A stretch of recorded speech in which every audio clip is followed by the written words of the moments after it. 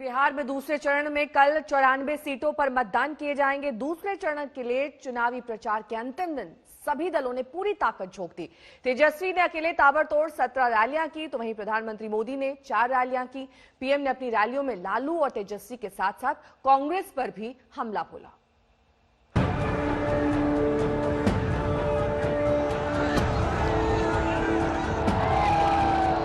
दूसरे चरण के रण की उल्टी गिनती शुरू हो गई है, मगर इस शुरुआत के पहले बिहार में चुनावी योद्धाओं ने अपनी पूरी ताकत झोंक दी। बीजेपी के बड़े बड़े नेताओं ने बिहार में दूसरे चरण में जहां जहां मतदान होने हैं वहां वहां पूरा दमखम लगा दिया।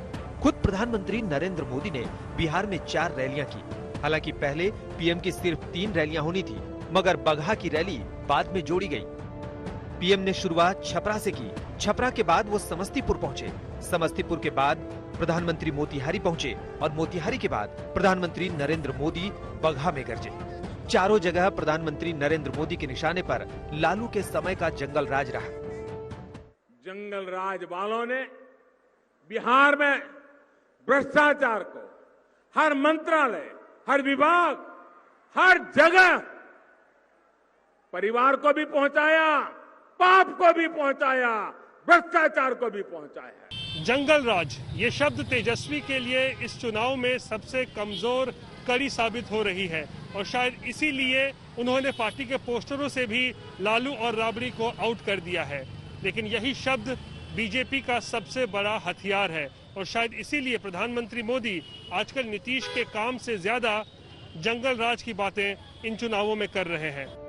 प्रधानमंत्री नरेंद्र मोदी ने मोतिहारी में उस दौर के शासन की तुलना लकड़सुंघा से की।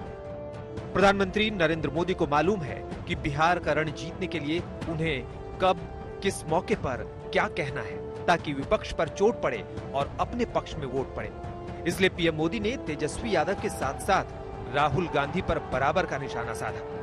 3-4 साल पहले जब उत्तर प्रदेश में चुनाव हुआ था तो वहां भी ऐसे डबल युवराज बस के ऊपर चढ़ के काली जैकेट पहन के गांव गांव हाथ हिला रहे थे और उत्तर प्रदेश की जनता ये डबल युवराज को वहां पहचान गई थी, उनको घर लौटा दिया। तो वहां का एक युवराज अब जंगल राज के युवराज से आकर के मिल गया। अब वो यहां दोनों हाथ हिला रहे हैं। इधर प्रधानमंत्री विपक्ष पर ताबड़तोड़ हमले कर रहे थे, तो उधर तेजस्वी यादव भी लगातार जनसभाएं कर रहे थे। जाहिर सी बात है कि तेजस्वी भी प्रधानमंत्री पर तीखा निशाना साध रहे हैं। प्रधानमंत्री जी तो उन्होंने कहा था कि यही का चीनी का मिल जो है चालू कराएंगे और यही चीनी का चाहत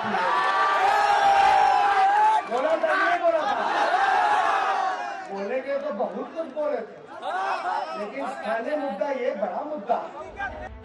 तेजस्वी जिस दिन से प्रचार में उतरे हैं, उसी रोज से वो 10 लाख नौकरियां देने का वादा कर रहे हैं। कमोबेश अपनी हर रैली में वो रोजगार दिलाने की बात करते हैं, मगर रोजगार के साथ साथ वो मुख्यमंत्री नीतीश कुमार पर हमला करना नहीं भूलते।